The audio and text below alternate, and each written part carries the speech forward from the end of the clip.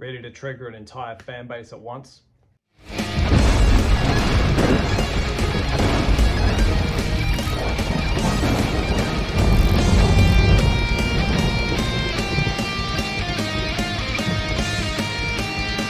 Hey people, how's it going? Welcome to another video. Welcome to a tier list. So today is the day, February 7, 2025. Dream Theater, Prog Metal Kings have finally released a new album, but not only that, they've released a new album with old school drummer Mike Portnoy. The album is called Parasomnia, sorry, and I've been jamming it, not all day because I've been at work, but I've been jamming it as much as I can, and honestly, I think it's awesome. It's a great album. It's sort of back on form, and I just think it's awesome. If you haven't listened to it, please get onto it. It's amazing stuff.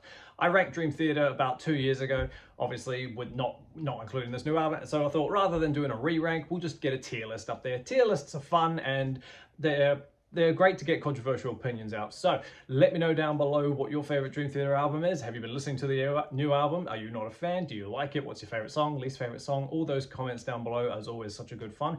If you're new to Dream Theater, this tier list isn't probably the best thing to base your listening off because I've got some controversial opinions that will probably ruffle some feathers, hence my intro. But yeah, without further ado, we're just going to tier them all up, get some opinions out there, and it's going to be fun. I've got amazing, great, very good, good, not good, and nope. So let's see what goes where, shall we? So, coming in at the first is Dream Theater's debut album, When Dream and Day Unite, from 1989. I'm pretty sure off the top of my head, and this just straight up is nope.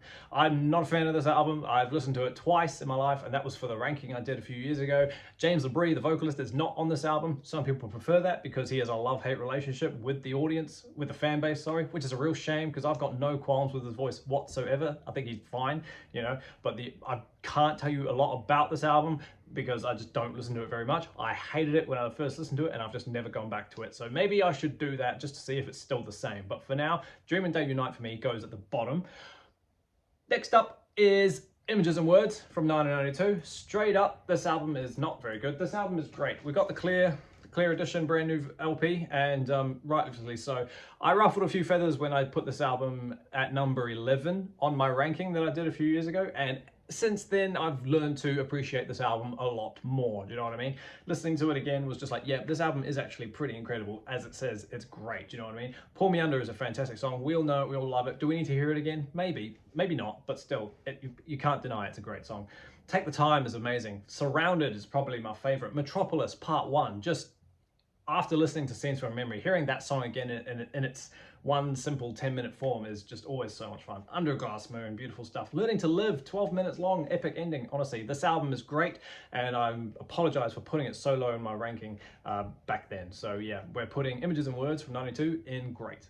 Next up is the third album, Awake. I'm also chucking this one in great. I've got it here as well for those who can see.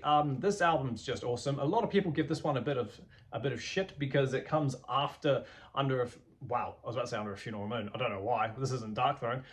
It comes after Images and Words, and if you compare it to that, like, some people think it's not as good. However, I don't have a problem with that. Awake is amazing. Like, honestly, it's the production's a bit different. It's, what year is this? 1996, I think. No, I lie. 1994. And the production is different, but I think it sounds fine. 6 AM is a fantastic opener with the drums and the keys making it sound so funky. Innocence Faded, beautiful song. Voices, The Silent Man, honestly. The Mirror is a fantastic song because of its weird intro with the drums, how the drums change but the guitar stays the same. Makes it sound different. It's honestly so good. Scarred is amazing. I love that song, and Space Divest is great too. But yeah, a lot of people shit on it because of what came before, but I don't see the gripe with it. Awake goes in at the great tier, and for my opinion. So coming up, and then after that we have Falling Into Infinity from 1998. Again, I haven't listened to this one in a long time, but I'm gonna put it in not good because I remember chucking it quite low in the ranking. And I think this was Dream Theater's attempt at a very radio commercial friendly album. And from what I can tell, New Millennium was a good song, absolutely. But my favorite song on here was probably Burning My Soul because of how catchy it was. Hell's Kitchen, I think, is off this album. That was good too. That's on my playlist. But like, yeah, other than that, I don't really go back to this album a lot. This one's come out on clear vinyl as well. I don't have that at all, nor the CD. But yeah, from what I remember, it's not the best album, so I'm chucking it there. You then have Scenes from a Memory, which is great as well, but it's better than Images and Words, in my opinion. The humble little CD we have of Scenes from a Memory. This is Metropolis Part 2, which carries on the story from Metropolis Part 1, which was only written in Part 1 as a joke. John Petrucci just put that on the end for a laugh, and then they ended up writing a whole album out of it. Rightly so, because this album is fantastic. This is one of the more perfect concept Dream Theater albums ever. This one came out in 1999, and the whole premise of this album is just fantastic, honest to God.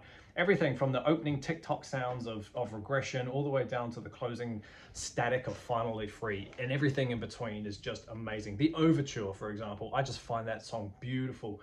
Through My Words, Fatal Tragedy, Strange Deja Vu is perfect. The vocal melodies throughout that whole thing is amazing.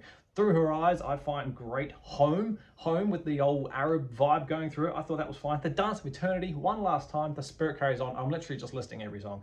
It's a great album. You're probably wondering why it's not an amazing, but still, maybe it deserves to go. Actually, now that I say it out loud, yeah, all right, change your plans. It's amazing. You can't deny. Scenes from a Memory is a fantastic album. It is what it is. If you haven't heard this album, please go check it out. You'll love it. Next up, we have 6 Degrees of Inner Turbulence from 2002, I'm pretty sure. This is a fantastic album as well. This one's great. I freaking love this album a lot more than I love Images and Words. I just love the whole concept of this album, the whole mental health thing that they did with the title track, the big 42-minute 6 Degrees of Inner Turbulence title track. This is a double album. You got 5 or 6 songs. I think it's 5 on disc 1, which are separate, and then you get disc 2, which is 6 Degrees of Inner Turbulence, a massive 42-minute song broken up into 8 pieces. I just think that's typical Dream Theater, and when I first heard that at like 17, I just couldn't believe what I was hearing. I thought it was amazing. Yeah, but even on side 1, The Glass Prison, fantastic song. That's the first song in Mike Portnoy's 12 Sweet Step song thing. That's just great. That's so heavy, The Glass Prison, it's awesome. Blind Faith is a song that I could do without. Misunderstood is awesome. The Great Debate is weird, but it's catchy. And Disappear, I think, is beautiful, to be honest. I think it's great. But yeah, 6 Degrees is a fantastic album. I think it's amazing. Next up, we have Train of Thought. I'm honestly going to put Train of Thought in very good, because that's what it is to me. It's very good. It's not my most listened to Dream Theater album in terms of like their peak early thousands career. It's probably the one I listen to the least, but that's not to say it's bad. Like I say, it's very good, but there's only really like 3 standout songs on there that I jam a lot. And that is the opening song, As I Am, the second song, This Dying Soul, which is the second part in Mike's 12 step suite, and the freaking ending song, In the Name of God, that big 15-minute amazing stuff. If it wasn't for In the Name of God, this album probably would fall a bit for me, but like, because it's got In the Name of God on it, I just find that song incredible. That one is just probably top 3 Dream Theater songs, not just epic songs, but all-time 3 Dream Theater songs. In the Name of God is just beautiful. But yeah, Honor Thy Father, Vacant, Stream of Consciousness is good, but like, yeah, the bits in the middle I can live without. So yeah, that's why I'm chucking Train of Thought just sitting there in very good. And then we get my favorite album of all time, Octavarium. Yeah, Octavarium, the absolute beast of a concept album. This is my #1 Dream Theater album. It always will be. Ever since I heard the title track of Octavarium, I was just like, good Lord, these guys are just insane, and rightly so. If you haven't heard this album, just don't brace yourself for a full-out balls to the wall heavy metal album. It's quite a calm album in terms of Dream Theater-ness. You know, you get Train of Thought, which is incredibly heavy, and then you get this, which is a bit more stripped back and calm and more relaxed. Yes, it's very progressive, and it's very technical, but it's not so loud. Do you know what I mean? The Root of All Evil, the opening track, absolutely great stuff. I love that song more than anything ever. I love that one. The Answer Lies Within, These Walls, just amazing stuff. I Walk Beside You, Panic Attack, Sacrifice Sons, Never Enough, Octavarium, the title track, 24 minutes of amazingness. I saw the Sea of Tranquility, I watched the Sea of Tranquility ranking of Dream Theater just a few weeks ago. It was an old video, and he said that 24 minutes was too long, because given that he was an older dude, he was like, that's too long for me. I was like, fair enough. Hopefully that doesn't happen to me. I love Octavarium. I think it's the best title track ever. So yeah, this album definitely for me goes in amazing. Nothing will beat this ever. And then we get album 9, we get Systematic Chaos. Again, I'm gonna chuck it in very good, just underneath Train of Thought, I think, because this album kind of steers away from the grandiose concept thing finally, for a change. Not that Train of Thought was one either, that was a real standalone album, but like after coming off Octavarium, which was this massive project, you hear this and you're just like, ah, cool. Another album where each song is its own song, apart from the opening and closing track. In the Presence of Enemies Part 1 and Part 2, technically it's one song, but because Octavarium had a 24-minute track, they broke the track up on this album to have it not be 25 minutes long, if that makes sense.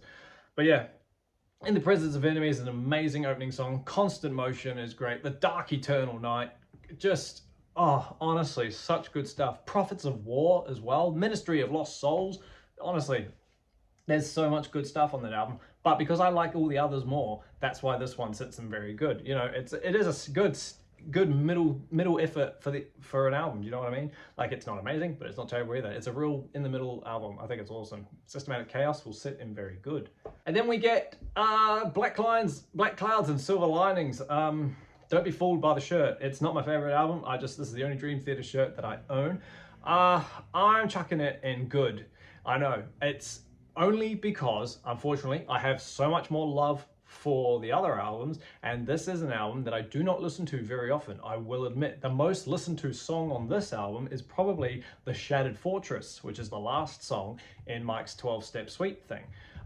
But there's still good stuff on here. Like A Nightmare to Remember is epic as, and The Count of Tuscany is pretty amazing. It's only 6 songs, which is EP length, really. But the fact that it goes for like 78 minutes, you know, Nightmare to Remember as 13, I think, or 16, and The Count of Tuscany is 20 minutes, and then you've got The Shattered Fortress, which is 12 minutes. You know, it's a really long, heavy, progressive album. It's got The Best of Times on it as well. That's a beautiful song about Mike's father passing away. Yeah, it's a good album, but unfortunately, it's not one of my most listened to albums, so that's why I chuck it in good. And then we get an era change. We get a dramatic turn of events, literally.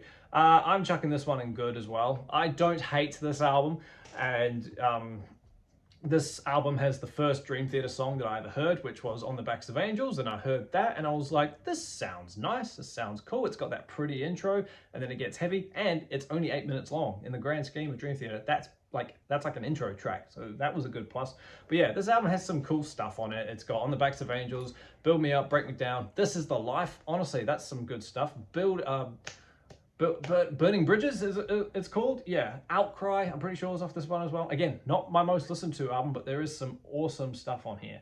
But yeah, you can definitely tell that there's a switch up in the albums now in musicality. You know, this is Mike Portnoy's first, this is the album where Mike Portnoy isn't on here, sorry. Yeah, so it's good. I've got a soft spot for it because it's got the first song I heard, but like I say, I don't listen to it all the time. So yeah, chucking it in good. Now I'm going to chuck the self-titled from 2013 in not good. I would probably, actually, I'm going to swap them around. I would rather listen to this one over Falling Into Infinity. This was my first brand new Dream Theater album back in 2013, I'm pretty sure. I remember watching little clips of them record it and stuff, and watching interviews on the internet and just being like, cool, a brand new Dream Theater album, here we go. And I remember it being really floppy. Well, it flopped for me, do you know what I mean? Like, it wasn't as amazing as it could have been because I was too busy listening to the likes of Octavarium and 6 Degrees. When this one came out, I was just like, oh, okay. The Enemy Inside, fine song. I don't hate that one at all. The opening thing, False Awakening Suite, I think it's called. That was fine, I like that too. But other than that, I genuinely cannot really remember what else is on this album. Breaking All Illusions is on here, the big 20-minute piece. That was okay, but like, you know, yeah, it's a bottom tier album for me, and I do enjoy it more than Falling Into Infinity, but like, yeah, there isn't a great lot on here that makes me go back to it. I do need to listen to it again. It has been a while, I won't lie. But yeah, for now, it still sits for me in not good. I've just realized I've had these two around the wrong way. Next up, we have The Astonishing, which I have this big fucking box set of. This is where I say I rustle feathers, because I'm chucking The Astonishing in great. I'll chuck it after Images and Words. The Astonishing, in my opinion, is a top 5 Dream Theater album. I'm sorry. I know a lot of people hate it. I know a lot of people don't like it. I don't understand why. Well, I do understand why, but at the same time, I tell them politely to get over themselves, because it's just, yeah. This is a 2-hour album. It is a concept story of pretty much 2112, just dragged out a lot more about a dystopian world that's forgotten the sound of music. And Why I love about this, I just love it for its storytellingness. I think everyone on here does a great job. James LeBrie's vocals when he portrays several different characters, I think is great. Songs on side one, well, I'll say side one, act one, I should say, I think is genuinely perfect. Like, everything from the Descent of the Nomax to the Gift of Music, that's a fun song. Like The Answer and A Better Life, yes, they're quick little 90-second songs, but they fill in the gaps of storytelling and I love it.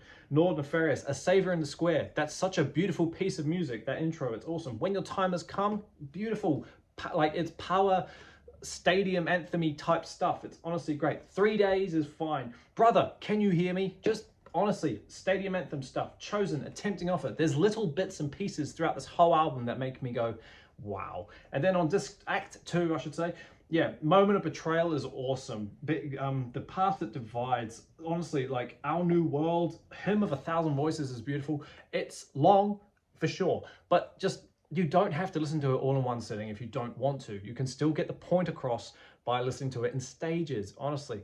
I picked this up a lot cheaper than it should have been, and I was just like, absolutely, it's 4 LPs. It's just insane. I love this album so much compared to 98% of the Dream Theater fan base. So yeah, get over it. I'm putting the astonishing in great. Distance Over Time comes next. I can't remember when this came out. Was it 2019? I think. I'm gonna chuck this one in good.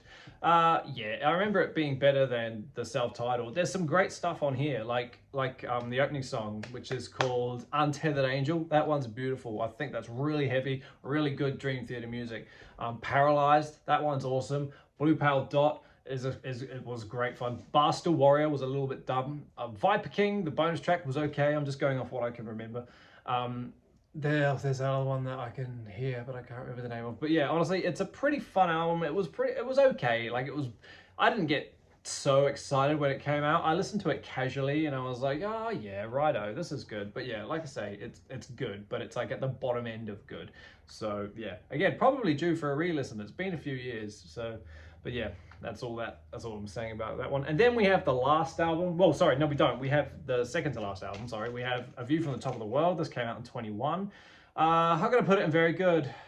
While I can still tell, I can hear a difference in this album versus, obviously, like, this album in particular has a certain sound about it. I remember getting really excited about this one because everyone else was getting hyped up about Dream Theater being back in form and things like that, like they sounding like they used to be. Like there's a 20-minute epic on this one, which wasn't on Distance, nor was it on Astonishing. And yeah, so people were getting excited, and rightly so. This is another 7-track album.